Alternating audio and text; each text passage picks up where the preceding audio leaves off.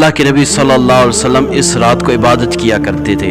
हज़रत आयशा रज़ी अल्लाह तआला अन्हा फरमाती हैं, एक मरतबा हुज़ूर सल्लल्लाहु अलैहि वसल्लम मेरे हुजरे में आए, कुछ देर आराम किया, फिर कमीज़ पहनी और बाहर की तरफ चले गए। मुझे शक हुआ कि ही मेरे सोकन के पास तो नहीं जा रहे। हुज़ूर ने 9 शादियाँ की हुई थी, तो हज़रत आयशा की बारी थी, तो हुज़ूर उठे और बाहर की तरफ चले गए। हज़रत आयशा को शक हुआ, हज़रत आयशा भी खड़ी हुई और हुज़ूर के पीछे चलना शुरू कर दिया। अब आगे आगे हुज़ूर चल रहे हैं, पीछे पीछे हज़रत आयशा चल रही हैं। चलते चलते देखा कि हुज़ूर सल्लल्लाहु अलैहि वसल्लम एक कब्रिस्तान में गए और वहाँ जाकर बैठ गए। हज़रत आयशा को बड़ा गम हुआ, बड़ा दुख हुआ, दिल को चोट लगी कि मैंने हुज़ूर पर शक किया। फिर भागती हुई वापस आई तो सांस फूली हुई थी।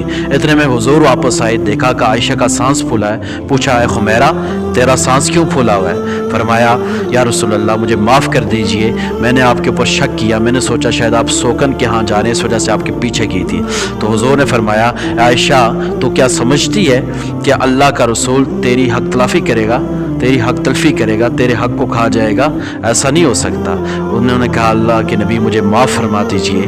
फिर हुज़ूर ने फरमाया, आयशा, अगर तेरी इजाज़त हो तो आज रात में क़ियामुल लैल करना चाहता हूँ। हज़रत आयशा ने फरमाया, या रसूल अल्लाह, मेरी तरफ से इजाज़त है, आप पर कुर्बान जाऊँ मैं।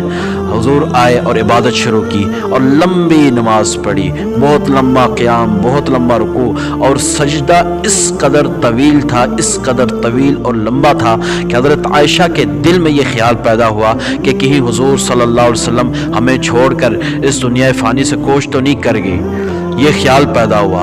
फिर हज़रत आयशा उठी और जाके हुज़ूर के पाँव को पकड़ा, तो हुज़ूर के पाँव में हरकत और जुम्बश आई, तो इससे पता चला कि हुज़ूर अभी ज़िंदा हैं। हज़रत आयशा की सांस में सांस आई। फिर हज़रत आयशा पीछे हटी तो हुज़ूर अलैहिस्सलातु वस्सलाम अल्लाह के लंबे लंबे इस रात नवाफिल पढ़ा करते थे। तो इबादत इस रात में करनी चाहिए, इबादत को अपना मशगला बनाना चाहिए, और इबादत कोई ख़ास इबादत मुतय्यन नहीं है।